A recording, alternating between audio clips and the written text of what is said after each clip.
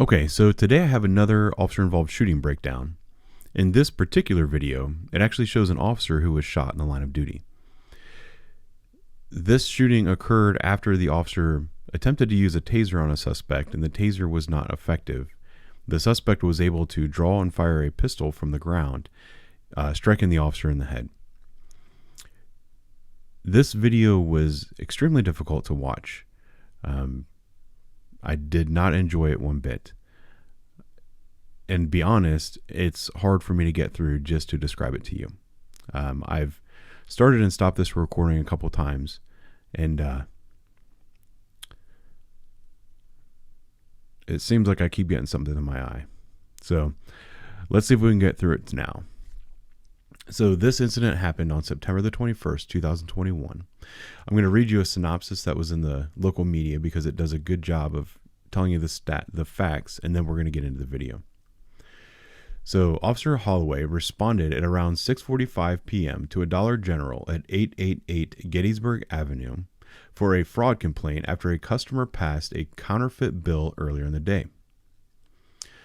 Holloway arrived at 7:26 p.m. at the rear of 609 Ingram Street and approached the 39-year-old, I'm not going to say his name, who matched the description of the suspect in the Dollar General fraud call. As Holloway approached and addressed this guy, he ignored the officer and began to walk away. As Holloway got closer to him, he turned and punched Holloway in the face without warning. The officer used his taser, and the man fell to the ground, but was able to reach into his pocket, pull, and fire a handgun, striking Holloway on the left side of his head. The officer fell to the ground and immediately returned fire with 5 rounds, striking the suspect multiple times. Despite his injuries, the officer was able to effectively request assistance for himself and the wounded suspect. The officer also provided safety of witnesses and bystanders by directing them to a safe place. So where the body camera is going to pick up, and this is what we're going to see, is he had already gone to the Dollar General and gotten the information that he needed for his fraud report. He'd probably already collected the counterfeit bills. He may have had an idea where this guy lived or might have recognized him from video. I'm not sure. But he was patrolling in this housing development, and he sees somebody matching the description. So he makes his approach, and that's what we're going to see now. Sir, come here for a second, please. Because I asked you to. No. Okay. For what? What I do? Because I told you to. What I do? Well, you passed, I put counterfeit dollar bill back. What I did? So right here is where you see the officer deploy his taser, and at the initial onset, it looks like it was an effective taser deployment. The taser is deployed, the suspect goes to the ground. Dispatch, I'm flight 1. When the suspect is able to roll around like that on the ground, that means that you don't have an effective taser deployment. I believe what happened here, it's hard to hear the taser cycling. If it's cycling very loudly, then that means that you only got one prong to connect. It sounds like it was a good connection, but I believe the taser probes were too close together. I've done taser videos before, and I think other people have as well, talking about neuromuscular incapacitation. That's what you get when you tase somebody. If you're too close to the suspect, the taser probes are going to be in a really tight grouping. The tighter the grouping on the taser probes, the less electricity you get traveling through the person's muscles. So if the probes are right here, this is the area where the current is going to go, and they can still move their arms and legs. If you get one taser in the upper hemisphere and one taser down below in the lower hemisphere, that's when you get complete neuromuscular incapacitation, and people are unable to move their hands and legs, roll about. Behind Ingram. Put your hands behind your back. Put your hands behind your back. So it's clear that the guy is reaching into his pockets, getting something. Inside this handkerchief is actually a firearm. Put your hands behind your back. Put your hands behind your... Right here is where you can see that there's a firearm in his hand, and that's why the officer is getting louder and more forceful with his commands. In a perfect world, the officer would have recognized that he's holding a non-lethal force weapon in his hand. He would have dropped that to the ground, drawn lethal force and applied force as necessary. Unfortunately, in this case, the officer was probably caught in what we call the OODA loop, where he had already tased somebody. It looked like the taser was working, but for some reason it wasn't working, and his mind was having a hard time processing that. Back! Do it now! Put your hands behind your back! Get on your stomach! Put your hands behind your back! Do it now! Put your hands behind your back! Get on your stomach! So right there, you can see that the taser was still cycling. You could still hear it. Here's actually the taser wires in the air. The taser was still cycling, and the man was able to reach up and fire. Oh, fuck!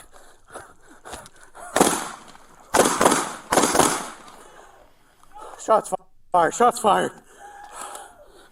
So the officer, even though he was struck in the face with a bullet at very close range, still had the wherewithal once he hit the ground to return fire, and he hit the suspect multiple times.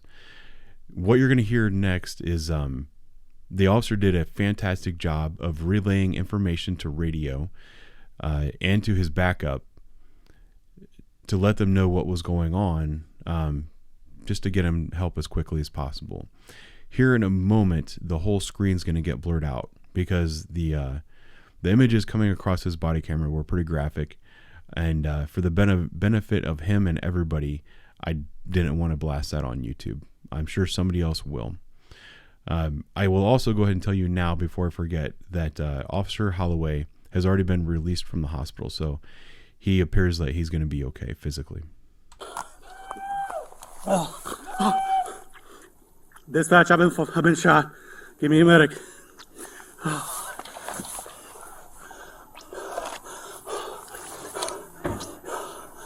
You're good. I'm behind 609 Ingram. I've been shot. I've been fired. I returned fire. I need medics and I need crews, please. Everybody stay inside. Stay inside.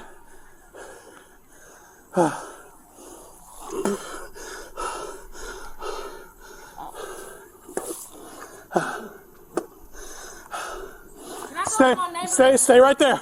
Stay right there. Stay right there.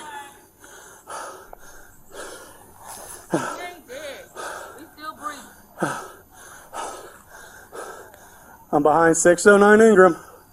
Please hurry.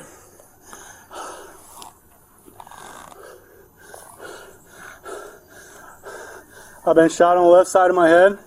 I can barely hear my earpiece. Is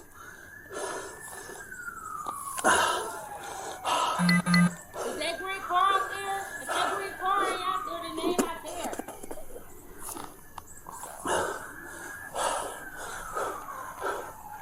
Everybody stay inside for me, please, all right? I need you to stay right there, okay? I'm not going nowhere. I know you're not, and I appreciate it, okay? You're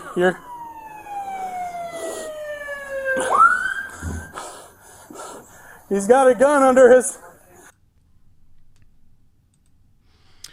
So the video was at 2 minutes and 48 seconds when he aired that he was shot, and now it's at 4 minutes and 19 seconds. So it took a little bit over 90 seconds for backup to arrive, and that felt like an eternity. I've never been shot, but I have been in situations where I needed backup desperately, and that 90 seconds is the longest period of time you'll ever experience in your life. He still has a gun under him. Okay, I got him. You okay? I don't know. Okay. Okay, I'm gonna go get him, okay? Nope, just wait for more crews. Okay.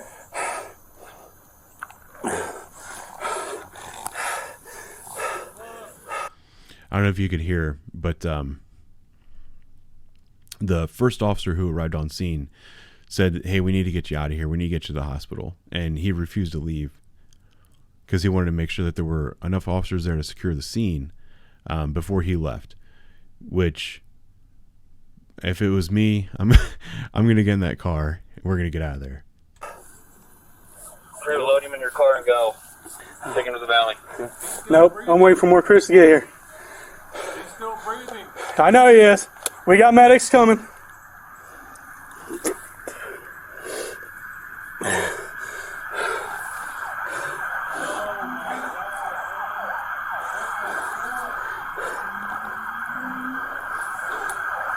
I got him. You go ahead and go Piper. Where you go?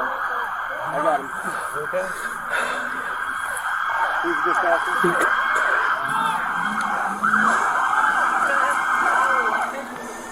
Here's my... Go. Let's go. I got him. Okay, you're okay. Go with him. I got him. Come on, let's go. There's my taser. Okay, come on. There you go. It was about 3 minutes after he was shot to when he was able to leave the scene.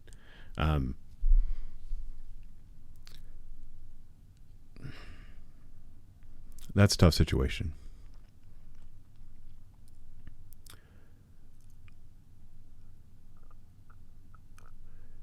I'm glad Officer Holloway is going to be okay.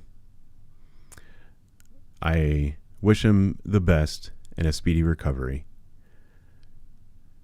And I hope he never has to go through that again.